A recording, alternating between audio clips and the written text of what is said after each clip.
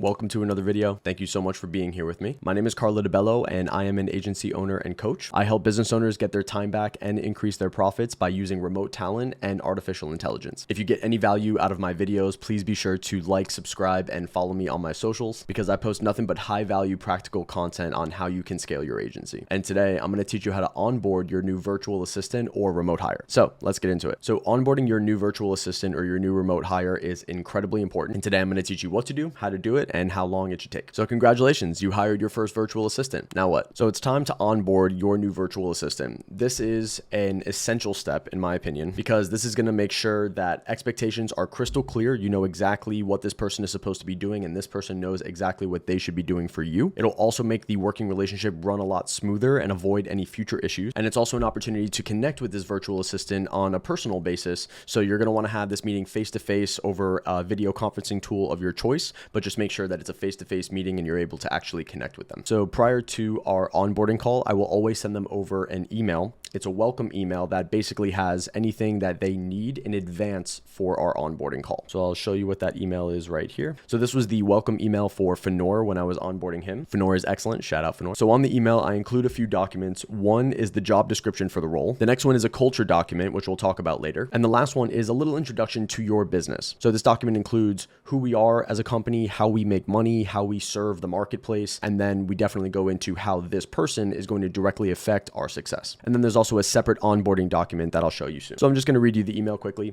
Hi Fenor, welcome to GC Recruitment. We are so happy that you are joining our recruitment team and we are pleased to offer you the position as a senior career advisor. Obviously you would just fill in whatever the role title is. Next, we will be working on getting you up to speed on all training, technology, and onboarding documents. Here are the next steps regarding your onboarding process. So step one, reply back to this email with your full name and date of birth. This is just so in case you wanted to know when one of your assistant's birthday is, if you want to send them a present, just some personal information. I also asked them to please update their LinkedIn profile accordingly. That may not apply to you, but for us in the recruitment space, we use LinkedIn a lot. So it was very essential for this person to have GC Recruitment on their LinkedIn profile. Next is to sign into their new business email. Again, may not apply to you, but definitely for this role, Fenor needed his own business email, so I got him one. Step 4 is to sign into your Slack channel and OneDrive folder. So this is probably going to be essential. I love Slack for communication, so I always want my new virtual assistant to have access to me and me have access to them over Slack for communication. And then we use OneDrive. You might use Google Drive, but depending on if you want to share documents or store documents and have that person be able to access those documents, that's probably going to be essential. And step 5, I tell them to review the culture document and training document ahead of our meeting. So that's this culture document up here and then this intro to accounting and finance up here. So now that I sent him everything that he needs prior to our call and we've actually scheduled our call, now let's go over what we should be discussing on that onboarding call with your new remote hire. So you really want to cover 3 main things. You want to welcome them again to the team and set very clear expectations. You want to cover all communication, and then you want to go over firm-wide culture and values. So when you start off the call, you want to welcome them again with a huge smile and a lot of excitement. Remember, this is a person after all, and really just showing a lot of excitement at the beginning of that call really motivates my virtual assistants to really show that they're a part of a team. We're really happy to have them and what they're doing is incredibly valuable. So just doing that alone is a really big help. Make sure that they are still aware of their agreed upon rate. I would reiterate the compensation that you guys agreed to on your interview stage. It's important to make sure that they are okay with that rate and also let them know that there is room for growth because there will be as your company continues to grow. Also be sure to remind them of their schedule expectations. So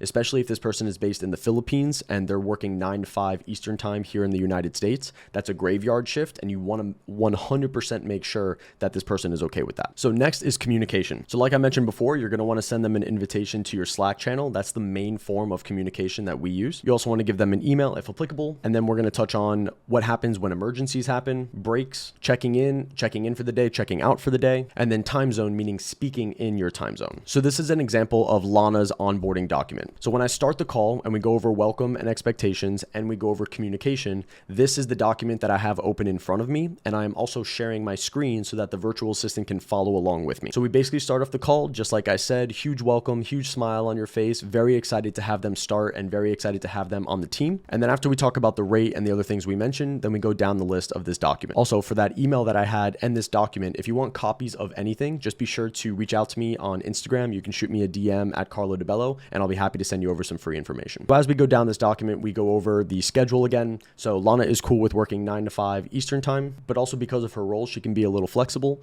So if she wants to start work at 8 and work at 4, she can do that. If she wants to start work at 10 and work at 6, she can do that as well. So I go over holidays and time off. Time off and holidays are totally fine and encouraged, but we just have to agree that for any days that you plan to take off, you're going to communicate that and give me at least 2 weeks in advance to let me know that you're not going to be working, and I can plan ahead of time, set those expectations. So emergencies happen. They've happened in the past. There's certain power outages, personal things can happen in their lives. The only thing that I tell my virtual assistants is that when something happens, you must communicate with me. So I set a very clear expectation right up front that my company culture does not put up with disappearing freelancers, and that is the fastest way to lose your job. If an emergency happens, please reach out to me immediately and update me accordingly. Set that expectation right away. So breaks, I basically tell them that breaks are encouraged, and I don't really care how many breaks you take as long as you are completing your task. I'm not going to be this hawk going over every single minute that you're going to be working. I just want to make sure that you are completing what your targets are every single day, and then you can take breaks as necessary. So checking in and checking out, this is an essential step. I want every single one of my remote hires to check in with me when they start working